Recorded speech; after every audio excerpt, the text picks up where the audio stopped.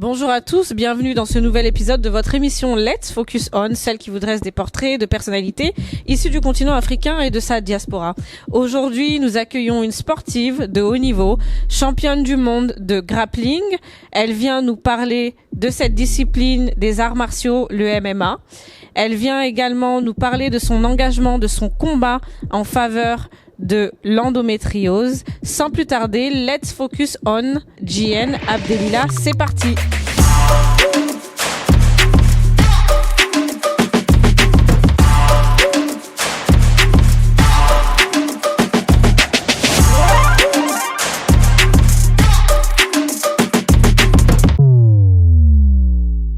Jienne, bienvenue dans Let's Focus On. Merci. Merci d'être avec nous, d'avoir accepté notre invitation aujourd'hui. Merci à toi de m'avoir invitée. Alors Jienne, je rappelle que tu es championne du monde de grappling, tu pratiques, tu as pratiqué les arts martiaux, tu es coach sportive aussi. Est-ce que tu peux nous expliquer, avant d'aller plus loin dans un premier temps, qu'est-ce que le grappling? Parce que aujourd'hui, moi je connais le Muay Thai, je connais donc le MMA. Qu'est-ce que le grappling exactement? Alors le grappling, c'est une forme de lutte. C'est un peu la forme de lutte qu'on va retrouver dans le MMA avec les phases de préhension, donc où je peux saisir quelqu'un, les phases d'amener au sol, où je peux projeter quelqu'un au sol, et aussi les phases de soumission. Donc en fait, c'est une forme de lutte où on démarre debout et ça peut aller au sol et ça se termine par l'abandon de l'adversaire sur soumission ou alors au point. D'accord. Donc comme je viens de le dire, tu as été championne du monde, tu as remporté plusieurs titres. D'où te vient en fait cette passion-là pour les arts martiaux, les sports de combat? Alors ça fait tout le temps rire quand je dis ça, mais c'est parce que quand j'étais petite, je passais tous mes dimanches après-midi avec mon père à regarder des combats de lutte sénégalaises, à regarder des films avec Jackie Chan, avec Bruce Lee, et donc j'ai toujours voulu faire ce genre de sport. Moi je viens de la campagne, donc il n'y avait pas forcément ce type de club là où j'habitais. Donc c'est resté dans ma tête, et quand j'ai pu commencer, donc très tardivement, parce que moi je suis arrivée dans ce sport-là à 33 ans. D'accord. Je me suis lancée corps et âme dedans, et en 1 an et demi de pratique, je deviens championne du monde. Et je fais mes premiers combats de MMA. D'accord. Tu as dit très tardivement, je note ça, on va y revenir tout à l'heure. Aujourd'hui, donc comme je l'ai mentionné tout à l'heure, tu es coach. Donc tu interviens principalement, pas que, mais auprès des femmes. Pourquoi est-ce important pour toi justement d'enseigner ces pratiques-là aux femmes? Alors en fait, en plus d'être coach, moi je suis prof de PS. Oui. J'enseigne à la Sorbonne, mais avant ça, j'enseignais en banlieue parisienne. Et dans mon parcours, j'ai croisé pas mal de jeunes filles qui étaient très douées dans le sport et qui arrivaient à l'âge de la puberté ou autre, on les voyait plus trop parce qu'elles avaient d'autres choses à faire. C'était des jeunes filles sur qui on mettait pas mal de charge mentale, notamment aller récupérer les petits frères, etc. S'occuper de la maison quand les parents bossaient. Et après, quand j'ai commencé à développer un petit peu mon côté coaching et que j'ai commencé à donner des cours, j'ai vu ces jeunes femmes revenir, alors pas forcément les mêmes, mais vers l'âge de 25, 26, 30 ans, une fois qu'elles avaient eu des enfants, etc. et qu'elles voulaient se remettre au sport.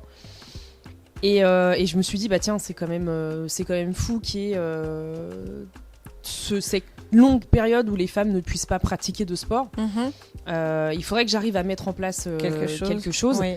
Et en fait, avec mon parcours dans les sports de combat, je me suis rendu compte que beaucoup me prenaient en exemple en me disant ce que tu fais c'est extraordinaire, moi aussi j'aimerais bien faire de la boxe, mais à chaque fois que je vais dans un club ça me convient pas, etc. Et donc du coup j'ai créé mon académie qui s'appelle la Jienne Academy, qui est le côté associatif, parce que j'ai aussi la Jienne Academy mais côté entrepreneuriat. Entrepreneuriat, d'accord. Et du coup le pôle associatif, c'est un pôle dans lequel je vais donner des cours de sport de combat, j'appelle ça du MMA défense. Oui. Donc on va apprendre un petit peu les techniques d'autodéfense via le MMA, le grappling, le jiu-jitsu brésilien. Et du coup, mon association a vu le jour il y a 2 ans. Et là, les cours vont reprendre très prochainement à Villeneuve-la-Garenne. D'accord. Je retiens aussi le mot défense que tu viens de souligner, parce qu'on reparlera tout à l'heure justement de cette pratique, le MMA. Mais avant, j'ai une question. Quel est l'avenir, quelle est la place des femmes dans ces pratiques-là qui très souvent sont jugées violentes? Et tout à l'heure, tu l'as dit aussi, toi, tu es arrivée dans cette pratique-là tardivement. Quel est l'avenir? Quelle place occupent les femmes dans ces sports? Alors en fait, la place des femmes dans ce sport, elle est à faire en fait, entre guillemets. Ce que je répète aussi souvent, c'est que tous les sports ont été inventés par les hommes pour les hommes. Oui. Et à aucun moment dans cette équation, on a pris en compte le fait que les femmes pouvaient à un moment pratiquer. Alors c'est vrai que pour les femmes, on part avec énormément de retard, même si on a l'impression avec certains sports comme le foot ou le handball, qui sont quand même bien en avance, Oui. que ce retard est un peu en train d'être rattrapé. Oui.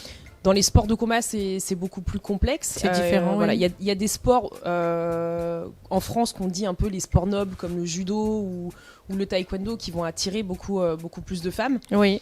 Et d'autres sports comme la boxe, etc., qui ont du mal à trouver leur place. En tout cas, en France. Dans d'autres pays, c'est pas le cas.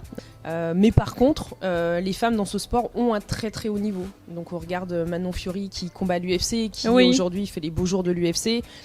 On a une autre combattante à l'UFC, même si on la voit pas trop parce qu'elle a des problèmes pour gérer son poids, qui est Zara Firn aussi, qui est sous contrat avec l'UFC. Et on a d'autres combattantes comme Lucie Berthaud qui évolue, qui était au Bellator et qui maintenant est à l'Hexagone MMA. Donc on a de très très bonnes combattantes de haut niveau. haut niveau. Après, c'est un sport où on arrive très tard, le MMA. Parce que souvent on arrive d'un autre sport, etc. Oui. Et il y a très peu de sportifs, que ce soit hommes ou femmes, même si depuis les 5 dernières années ça évolue, qui sont formés directement pour le MMA ou ce genre de choses. C'est le cas par exemple de Saladin Parnasse ou Fabakary Diatta, qui eux viennent purement du MMA. D'accord. Et c'est pour ça aussi qu'on a du mal à avoir des filles, parce qu'elles sont dans d'autres Dans sports d'autres de combat. disciplines, ouais. Et pour que le MMA les attire, il faut aussi que le MMA ait une image un peu plus sexy, entre guillemets. J'y viens, j'y arrive. Avec une mentalité un peu moins sexiste. Oui. Et je pense que ça va vite évoluer avec les personnes comme Johnny Frachet, qui aujourd'hui sont à la tête de la fédé de MMA. Alors tout justement, focalisons-nous sur le MMA. C'est une pratique qui est jugée assez violente.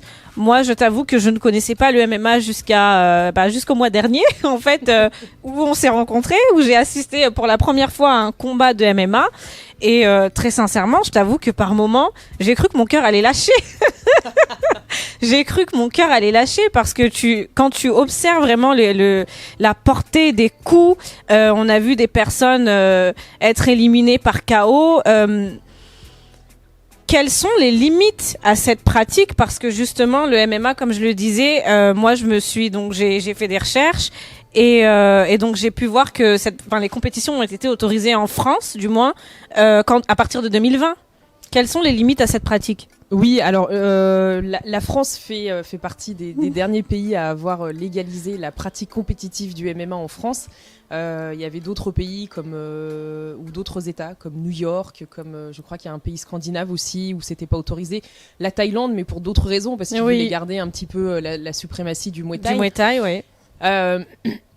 Alors après, est-ce que c'est un sport violent? Quand on regarde l'essence de tous les sports de combat, le but c'est de vaincre son adversaire et de l'empêcher de recombattre. Donc que ce soit le KO en boxe, en Muay Thai, en full contact, etc. Ou le judo ou la lutte où on va immobiliser l'adversaire. Donc en soi, de toute façon, tous les sports sont entre guillemets violents pour la nature humaine, parce qu'on demande un tel effort au corps que déjà de base le sport c'est contre nature. Voilà, le sport de très haut niveau c'est contre nature. Maintenant, quand on regarde plus spécifiquement le MMA, très souvent, les phases qui vont choquer, ça va être les phases de frappe au sol. Oui. Ah voilà. Oui. Oui. Alors, il faut savoir qu'il y a quand même une réglementation qui est très stricte, comme tu as pu le voir, donc c'était au MMA Grand Prix. Exact. L'arbitre intervient très rapidement. Oui. À partir du moment où la personne qui est au sol prend une dizaine de coups sans réagir, le combat est arrêté. D'accord. Ensuite, la portée des coups, parce que c'est ce qui semblait te faire peur. Oui. Quelqu'un qui est au sol, les coups, ils n'ont pas d'amplitude. Donc on n'est pas sur une grande amplitude comme quelqu'un qui va boxer debout.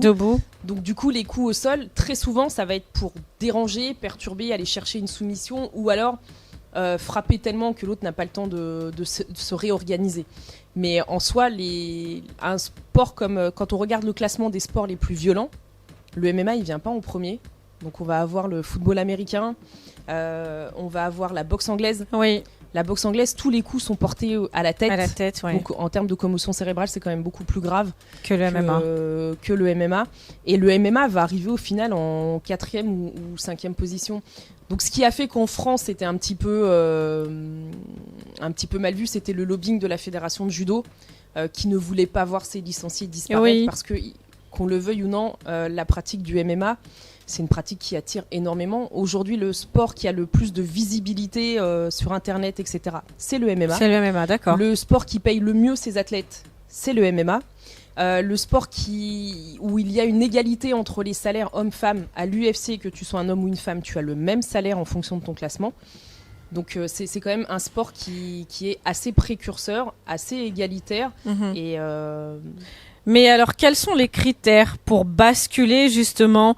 Admettons que quels sont les critères, par exemple, pour un judoka pour basculer dans le MMA? Quels sont ces critères-là? Alors en France, je crois que si un judoka bascule dans le MMA, on lui retire sa licence de judo. Bon, c'était pas le bon exemple. Je sais pas si c'est encore le cas ou non, mais en tout cas, dans les débuts, c'était comme ça. Les critères, c'est... En tout cas, j'espère que le premier critère, ce sera la passion du sport et la passion des arts martiaux et l'envie de se dépasser. Le second critère, on va pas se voiler la face, c'est l'argent. Alors, on arrive à la fin de notre émission, mais avant, j'ai quand même une question assez importante. Un sujet qui te tient particulièrement à cœur, l'endométriose. Tu milites pour une meilleure prise en charge de l'endométriose, pardon. Est-ce que tu peux nous en dire un peu plus rapidement en quelques mots ? Oui, alors l'endométriose, c'est une maladie qui concerne énormément de femmes et qui n'est pas prise en compte, et encore moins dans le milieu sportif. Les cycles menstruels, et au-delà de l'endométriose, les cycles menstruels, etc., rien n'est pris en charge.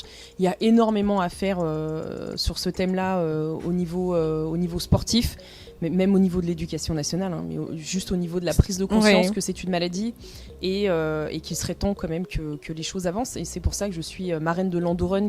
Bonjour à tous. Bon, pour celles et ceux qui ne me connaissent pas encore, moi c'est JN, je suis coach sportif, je suis également sportif de haut niveau, championne du monde dans ma discipline, et je suis surtout, ce qui va nous intéresser aujourd'hui, marraine de l'Endorun.